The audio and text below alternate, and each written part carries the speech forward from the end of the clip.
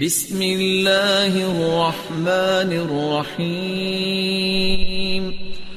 آپ صلی اللہ علیہ وآلہ وسلم نے چونکہ جب ہجرت کی ہے، آپ مدینہ پہنچے ہیں، ریاست مدینہ کا قیام ہوا ہے، تو سب سے پہلا چاند جو طلوع ہوا وہ محرم کا چاند تھا۔ اسی لیے ہجری تاریخ کا آغاز محرم الحرام سے ہوتا ہے۔ ہم چونکہ مسلمان ہیں، مسلمانوں کو اس بات میں خوشی ہوتی ہے کہ جو نظام رسول اللہ صلی اللہ علیہ وسلم لے کر آئے ہیں، جس کو صحابہ نے قبول کیا ہے، اس نظام کی پیروی کریں۔ وہ عبادات سے متعلق ہو، وہ معاشرت اور معیشت کے متعلق ہو، ہمیں رسول اللہ صلی اللہ علیہ وسلم کے صحابہ کو اپنے لیے رول ماڈل سمجھنا چاہیے، اور دعا بھی کرنی چاہیے کہ اللہ تعالیٰ قیامت کے دن بھی ان کا ساتھ نصیب فرمائے۔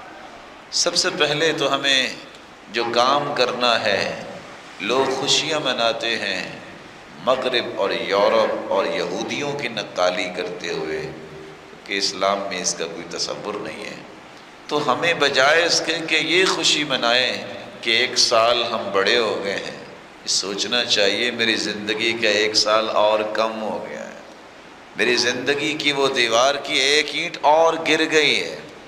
اس لیے سب سے پہلا پیغام محرم کا یہ ہے کہ ہم سب کو اپنے چاہتے نہ چاہتے شعور لا شعوری میں جتنے گناہ ہوئے ہیں، خطائیں ہوئے ہیں، ان کی توبہ کرنی چاہیے۔ اللہ ایک اور سال گزر گیا، گناہوں کو تو معاف فرما دے۔ سچی توبہ کر کے نئی زندگی کا آغاز کرنا، یہ اس محرم کا پیغام ہے۔ اگر اس عزت والے مہینے، اس تقدس والے مہینے، حرمت والے مہینے میں کسی کو یہ توفیق مل جاتی ہے کہ وہ اس مہینے کی آغاز میں ہی اپنی نئی زندگی کا آغاز کر لیتا ہے تو کتنا خوش نصیب ہے۔ سال کا آغاز ہے، اس پہلے مہینے میں پلاننگ کرو۔ جس طرح اللہ کی رضا کی پلاننگ ہے، اس طرح اللہ ذوالجلال کے مخلوق کے لیے بہتر پلاننگ کرو۔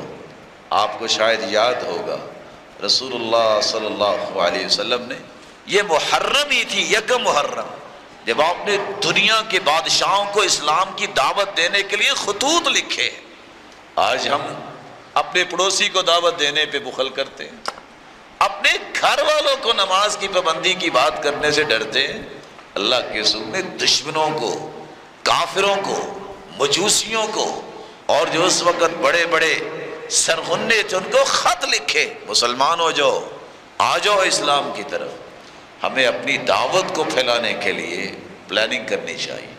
مجھے یہ ہدف مقرر کرنا چاہیے کہ میں انشاءاللہ اس سال اتنے لوگوں کو اللہ کے دین کی دعوت دوں، کسی کے گھر جاؤں گا، کسی کو بلاؤں گا، کسی کو خط لکھوں گا، کسی کو ای میل ڈالوں گا، کسی کو میں ٹویٹ کروں گا، تاکہ اسلام کی دعوت عام ہو۔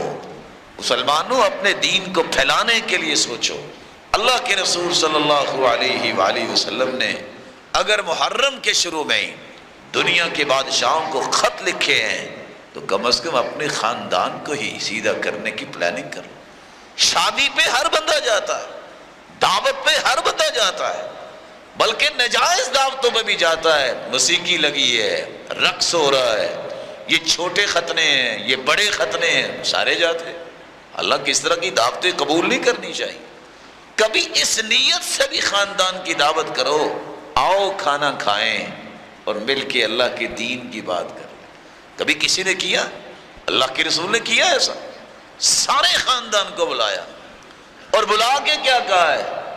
قیامت کو میں تمہارے کام نہیں آؤں گا، اپنے آپ کو جہنم سے بچا لو۔ چچا کو بھی کہا ہے، پپھو کو بھی کہا ہے، بیٹی کو بھی کہا ہے۔ اس طرح کی پلاننگ بھی کیا کرے۔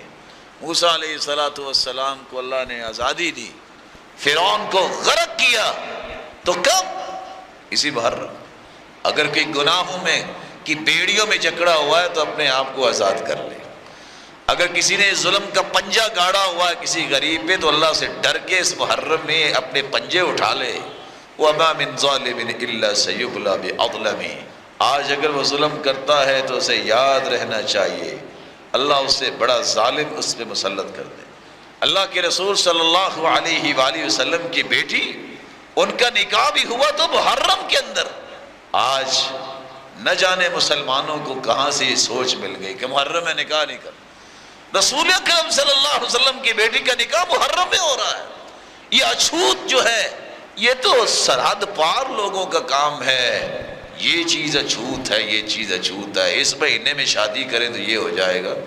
سرتاج رسول کی بیٹی کی شادی ہوئی تو اس کو تو کچھ نہیں ہوا۔ اللہ ذوالجلال سے دعا ہے اللہ ذوالجلال ہم اس مہینے کی قدر کرنے والے بنے۔ اللہ کے رسول زیادہ سے زیادہ روزے رکھا کرتے تھے۔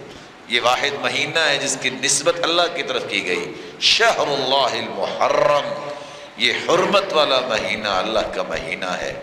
اس میں اللہ سے توبہ کیجئے، 9-10 تاریخ کا روزہ رکھیے، اپنے گناہوں کی معافی مانگیے اور دوبارہ سے اپنے ایمان کو اور اپنے معاشرے کو بلڈ کرنے کی پلاننگز کیجئے۔